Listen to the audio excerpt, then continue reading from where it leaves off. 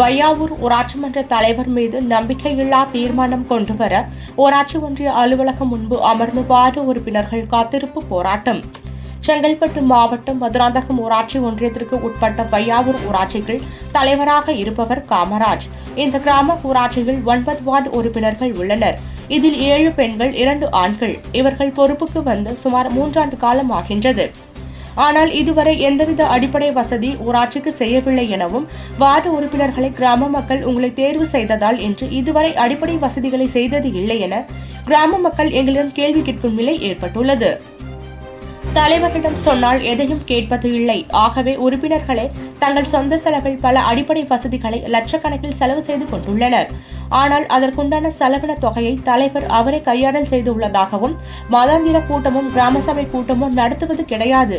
கூட்டம் நடத்துவது போல் ஆவணங்களை தயார் செய்து ஏரிவெளி செய்யும் கிராம மக்களிடம் கையொப்பம் பெற்றுக் கொடுத்து விடுகிறார்.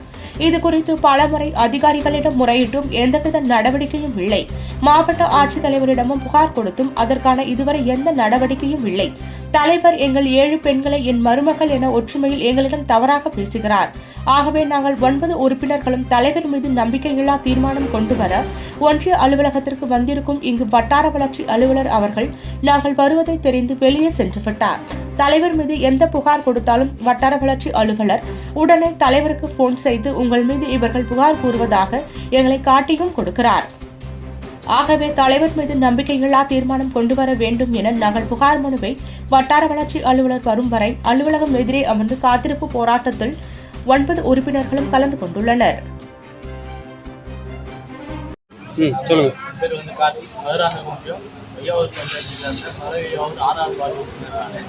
எங்கள் ஊரில் வந்து நாங்கள் 3 வருஷமாக வார்டு இது வரைக்குமே எங்கள் ஊரில் வந்து அடிப்படை வசதியான கிட்டத்தட்ட ஒரு சாலைகளோ தண்ணீர் பிரச்சனையோ இது அதிகமாகவே இருக்குது.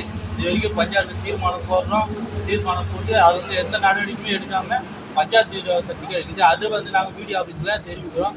அவங்களும் தட்டி கழிச்சு எந்த ஒரு நிலையும் எங்களுக்கு இது வரைக்கும் தெரிவிக்க முடியாது. இதனால நாங்கள் வந்து தர்ணா போராட்டம் அறிவிக்கிறோம். அதில் வையாவூர்லேருந்து வந்திருக்கோம். வார்டு நம்பராக நின்று எங்களை மக்கள் தேர்ந்தெடுத்துக்கிறாங்க. ஆனால் எங்களால் எதுவுமே செய்ய முடியல. 3 வருஷம் ஆகுது. 3 வருஷமாக எங்கிட்ட காவா போட சொன்னார், ரோடு போட சொன்னார், எவ்வளோ போட சொன்னார், எவ்வளோ செலவு பண்ணி ஒரு சாதாரண வார்டு நம்பர் நான் 15 லட்ச ரூபாய்க்கு செலவு பண்ணியிருக்கேன். ஆனால் திருப்பி தர மாட்டேங்கிறாரு. போய் கேட்டால் தப்பான வார்த்தையில் பேசுகிறாரு. என்னால் கேட்க முடியலன்னு எங்கள் ஹஸ்பண்ட் அனுப்புனாலும் நீ உன்னால் முடிஞ்சதை பார்த்துக்கடா, நீ ஒரு ஆம்பளையான்னு கேட்குறாரு. ரொம்ப ரொம்ப மன உடைச்சலுக்கு ஆளாக இருக்கிறோம். எங்களால் நாங்கள் ஒரு சாதாரண வார்டு நம்பரு ஒரு தலைவர் பண்ணுறது எல்லாத்தையும் நாங்கள் பண்ணிட்டோம். ஆனால் எங்களுக்கு எதையுமே திருப்பி பண்ண மாட்டேங்கிறாரு. எங்களை நம்பி ஓட்டு போட்ட மக்களுக்கு எங்களால் ஒன்றுமே செய்ய முடியல. அசிங்கப்பட்டு நிற்கிறோம்.